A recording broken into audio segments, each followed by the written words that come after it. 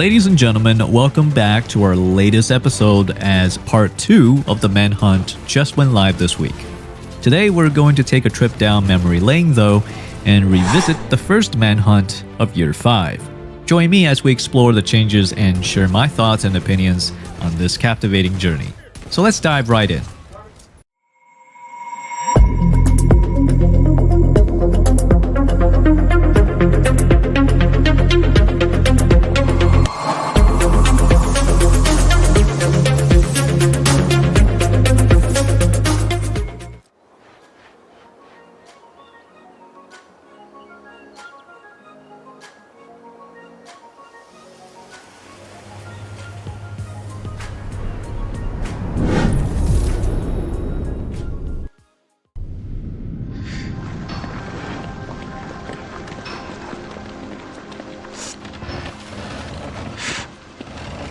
Black Tusk have them. You've confirmed it? Sokolova left a message for you. I don't want to hear anything she has to say. We need to do a head count. Already done. We're missing 8.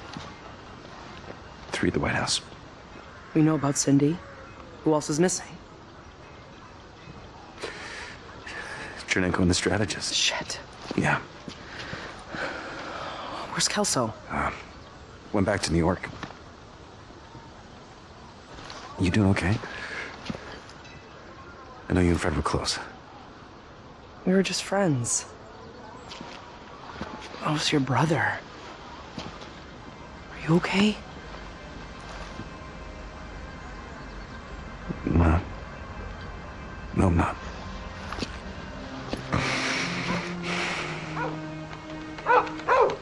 Hey, Ransom. Hell. Okay. So sorry, girl. I'm gonna go check in with the scouts. Here.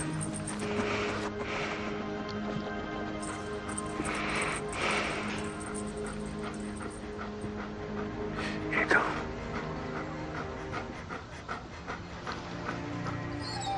I'm so sorry, girl.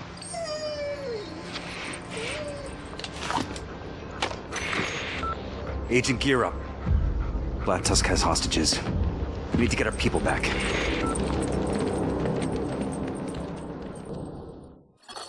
Hostile control point. Thank you for showing up, Agent. Black Tusk have taken several of our people hostage. We need to get them back. Wally's checking in with the scouts. She'll let you know if we get a lead.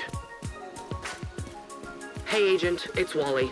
Scouts are looking for our people, following up on a couple of leads, hoping one of them pans out. Don't want to waste your time on a wild goose chase. I'll let you know when I've got something. Greetings, agents. As we embark on this exhilarating adventure, I must remind you that castle rebuilding plays a significant role in Year 5. To kick things off, we were assigned various tasks. Our first mission? Well, it involved turning valves to address water pressure system issues. As highly skilled division agents, we'll gladly take care of that, even if we're left wondering what everyone else at the castle is up to. Nevertheless, we press on. Water pressure stabilizing. I'm impressed with your plumbing skills, Agent. Main power offline. Local power grid compromised. Power grid inoperative. Recommend rebooting power control system.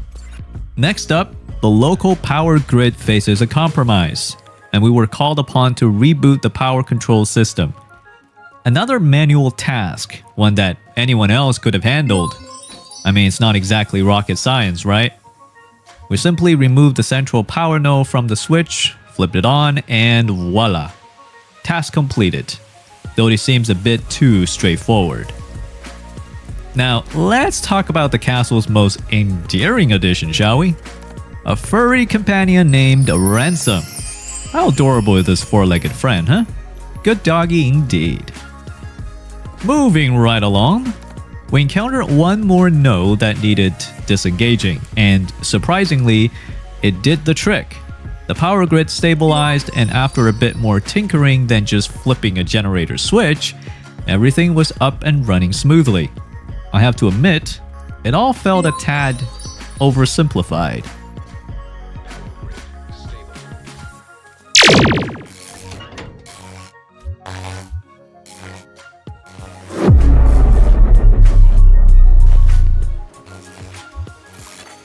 Generator activated.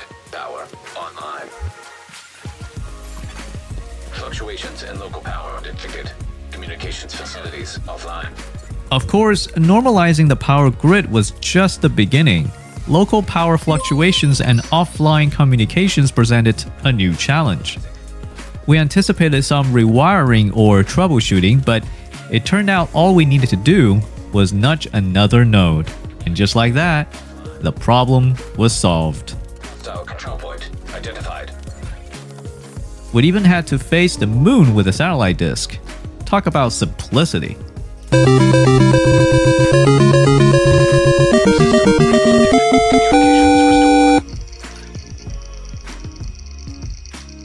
Hey, Agent. Scouts reported a sighting of John in Southwest. Hopefully we can pick up his trail. Agent, we've got reports of John Yazzi being held at the choke. As the system rebooted successfully and communications were restored, we received a briefing about a sighting of our target John in the southwest. Our mission was to pick up his trail, and it seemed he was being held at the choke. Now, here's where things get interesting. The castle is right across the street from the choke, yet no one thought to rescue their operatives? I guess it's a job for the division after all. And so the hunt begins. With head-popping action that's as satisfying as ever, we cleared out the choke of its Black Tusk residents. However, we were quickly informed that they had moved John to the train tracks. Was intel wrong, or did they relocate him while we were busy engaging the enemy? Meet John Train Steward, a member of Echo 1 and one of the kidnappers, if my information is correct. We teleported to Jefferson Plaza, expecting to find the bounty just northeast of there. Or so we thought. Here's where we made a major error.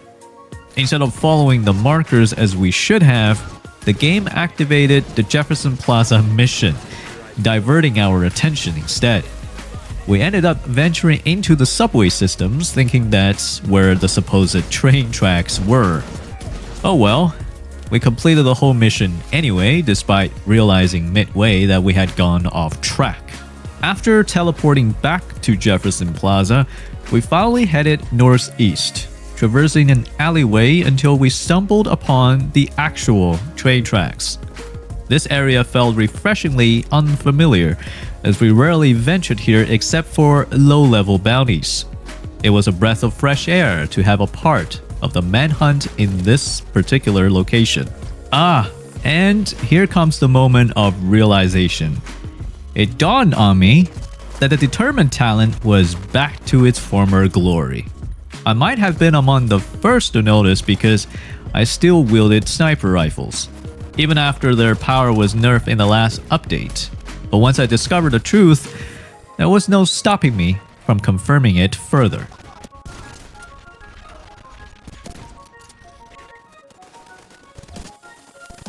I must admit, though, that I made a slight mistake. Despite realizing that the developers had unintentionally brought back the old Determined, I didn't immediately switch my gear to capitalize on this discovery. I continued using my head-popping pistol build, even as I increasingly relied on sniper rifles, despite not being optimally equipped for it.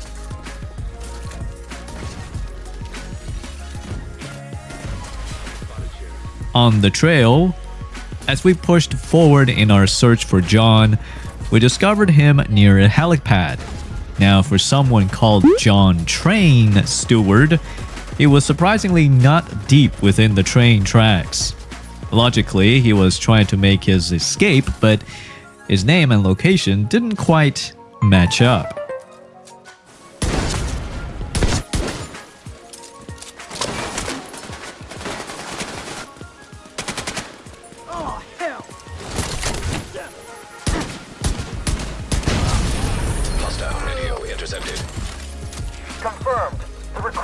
dropped Yazzi off at No Hope 10 minutes ago. The asset is secure. Excellent. Agent, get to the No Hope Hotel. Target neutralized. Good work. Fresh intel received just 10 minutes ago pinpointed Yazzi at the No Hope Hotel, and off we went to our next destination. Always feeling like a hamster in a maze, playfully poked around by Isaac, running in the directions it directed us. At this point, I decided it might be better to search for Yazzi myself. At this point, I have switched entirely over to sniping, because having determined reverted back to its glory days is too much to pass on, and it will make this particular control point a breeze. Know that until now, mostly the activities are done on Heroic 5 Directives World Difficulty, further illustrating the power of these builds. Kendrick Blondie Fars. Now you see him, and now you don't. Don't feel left out because I will be showcasing a build video centralizing on sniping very soon. You don't really need to move much with a sniper build, especially doing control points like this, cutting off a lot of needless running around, and be able to survey the entire battlefield with a good vantage point, picking off enemies one after the next as soon as they pop into view. Bryson Rocky Egan, a powerful moniker, but even fully heavily armored, was no match for the power of the White Death. And with just a few pops, he meet his timely end. Agent, Yazzi spotting at the Rayburn house. We're closing in on him. Foxtrot 2, Dave Rhino Bishop, another one of those kidnappers, a heavy, again. As we ascended the stairway, we stumbled upon a few dead outcasts. Now, why should we care about enemies from a rival faction? That had me scratching my head a bit, but we forged ahead. And 1 and 2. These simple adversaries are dropping like flies. Of course, this is still part of the appetizers, and we are only just easing onto the entree. The inner sanctum proved no challenge at all, following the structure of familiar heroic bounties in the same area. However, unlike regular bounties, I felt myself running around like a headless chicken, trying to navigate the maze of openings after the fight. Unknowingly, I first went down the grapple and into the sub-level thinking it was just like the regular bounties where we enter from the front and head straight into the parking lot. I even went back to the beginning of the area before realizing the gate to the parking space was shut. I had to return to the inner sanctum and luckily finally descended the grapple, passed through the lounge, and entered the parking lot where the showdown with Rhino awaited us.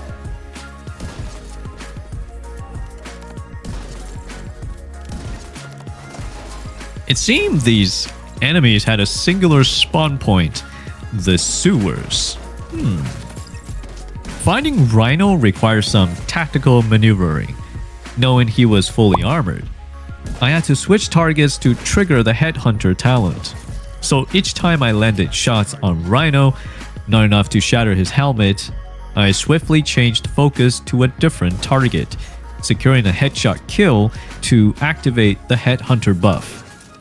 Then I returned my attention to Rhino, gradually wearing down his helmet until it shattered, ultimately finishing him off with a direct headshot.